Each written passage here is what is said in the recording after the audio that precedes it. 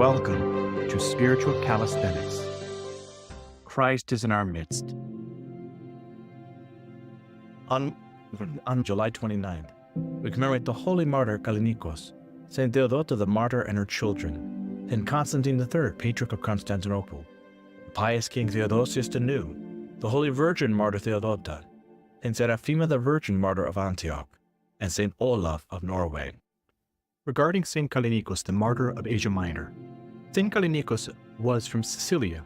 Because he preached Christ and turned many pagans away from the idols, he was seized by Sacerdon the governor, who subjected him to many tortures, then had him shod with shoes, in which nails had been fixed upright, and compelled him to run to the city of Gangra, where he was burned alive in a furnace. Your martyr, O Lord, in his courageous contest for you, received as the prize the crown of incorruption and life from you, our immortal God. For since he possessed your strength, he cast down the tyrants, and wholly destroyed the demon's strengthless presumption. Will Christ God by his prayers save our souls, since you art merciful. From St. Paul's first letter to the Corinthians. Brethren, God was not pleased with most of the fathers, for they were overthrown in the wilderness. Now, these things are a warning for us, not to desire evil as they did. Do not be idolaters, as some of them were. As it is written, the people sat down to eat and drink and rose up to dance. These are the people that crafted the golden image while Moses was receiving the 10 Commandments. We must not indulge in immorality as some of them did, and 23,000 fell in a single day. We must not put Christ to the test as some of them did, and were destroyed by the destroyer.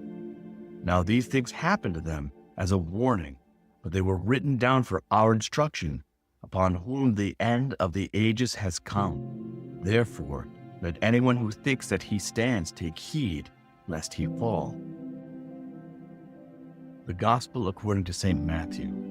The Lord said to his disciples, "Take heed and beware of the leaven of the Pharisees and the Sadducees." In other words, that lump inside the bread that causes the bread to rise. If it is problematic, if it is poisoned, then it will rise with the bread and poison the whole loaf. And they discussed it among themselves, saying, "We brought no bread."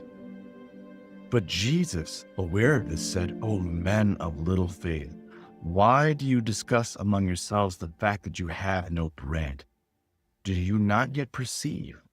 Do you not remember the 5 loaves of the 5,000 and how many baskets you gathered?"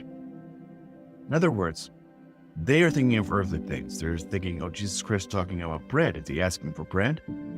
He made 5 loaves and 2 fish feed 5,000 men, not including women or children. Or the 7 loaves of the 4,000, and how many baskets you gathered.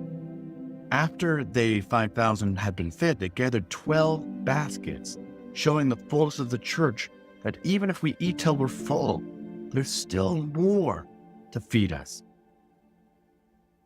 How is it that you fail to perceive that I did not speak about bread, meaning just worldly bread to eat?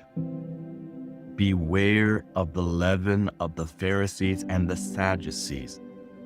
Then they understood that he did not tell them to beware of the leaven of bread, but of the teaching of the Pharisees and the Sadducees. In other words, beware of hypocrisy. I hope that you've enjoyed today's Spiritual Calisthenics. Have a blessed and wonderful day.